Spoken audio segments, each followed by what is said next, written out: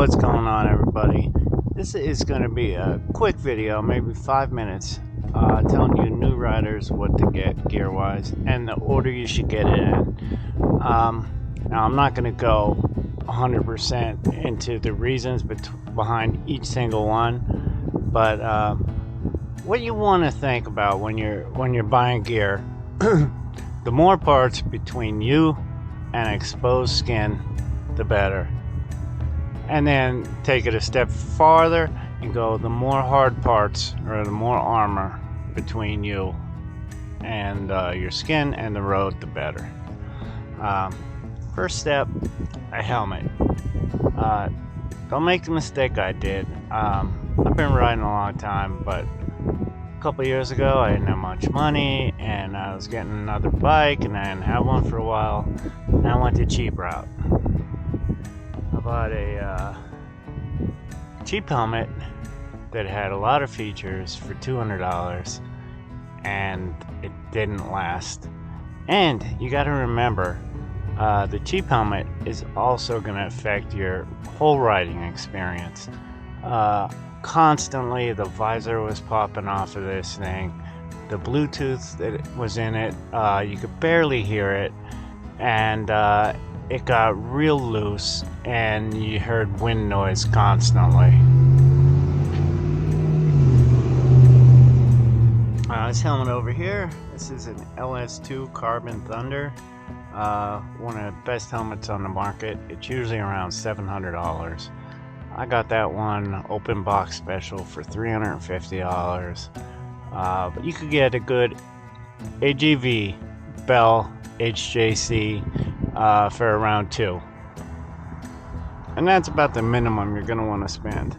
But go with one of those or one of the brands I just mentioned, not with one of the bargain helmets. Alright, I'm going to move on to the next part. Alright, the next thing you're going to buy in order of importance, some people might argue this, is number 1, helmet, number 2, gloves. If you fall, what's going to come in contact with the ground the most? Gloves. I had 3 different pairs to show you, but one pair is MIA at the moment. But this pair right here is a CDC glove. They're a little expensive. They're usually around $150, but you could find them used and you can find them on sale. I got this pair for $50, and this is my go-to most of the year glove. Now, the other pair I was going to show you was a shorty glove that came down to about here, and I use that only when it's super hot because it doesn't protect your wrist at all. But this has, you want to look for some sliders on the back, hard parts that'll run against the ground, and like I said, this little part here, your jacket can tuck in there, or the sleeve of your long sleeve shirt if you're gonna go that route and not wear a jacket. These are winter gloves. That's a whole different animal, and these are called gauntlet gloves because your coat can fit in the end of those. Alright, let's go on to number 3, which would be the old boots. Hold on. Alright, we're on the boots. Some people would say jacket before boots, but I think your feet would get messed up a little worse in a crash, so I would maybe go boots next. You got 2 types of boots here. Now, the boots on the left, these Alpine Stars, are incredible. Lots of protection. You can wear those on a racetrack, or I wear them around town. I wear them out when I'm in the country and when on twisty roads. Great for sport bikes, but if you don't want to look like an alien or a spaceman, you know, these here Joe Rocket boots, they look like average boots, but they're reinforced, they're good for the street, and these buckles here keep the laces out of the way, and the laces really aren't from keeping them getting caught in the chain. What happens is laces get caught on your foot pegs. You go to put your foot peg down, you can't put your foot down, and you and the whole bike just topple over. I've seen it happen. It's pretty hilarious. I've done it on a dirt bike as a kid. And yeah, get a boot with a pair of buckles. It's worth it. Alright, on to the next. Alright, next we're going on to the old famous leather jacket. I'm actually wearing my gloves now because it's 35 degrees outside. First of all, you'll have this here Alpine Stars. That's my main jacket. I'll wear that about half of the year.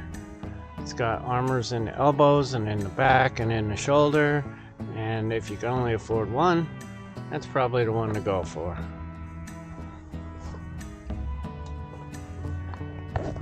Next we got a summer jacket. Now when it's 80-90 degrees, that Alpine Stars is a little too hot, so this has elbow, shoulder, back protection, but it's mesh. The air goes right through it and it's super hot. You can wear that all summer. But if you can only afford one, go for that leather one first and suffer until you can afford one of these. Next, this is my winter jacket. Now this one is heated. It's got heater coils run through it. To plug in my bike over there. This is a longer jacket, and it'll keep you it'll keep you warm, and I think it's pretty much waterproof. It's got all the armor in it too. But that would be jacket number 3 for you. Hold on, one more step. Alright, last we're moving on to the pants. I've got 2 examples here. If you can afford leather pants, they're the safest, the most protection between you and the road.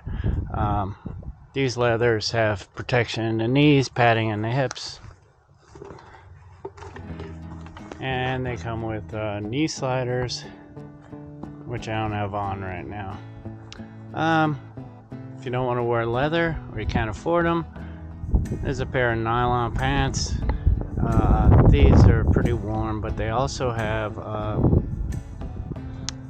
the armor also. And you could also buy like a jean. They sell armored jeans also. These are 2 options I got, but yeah.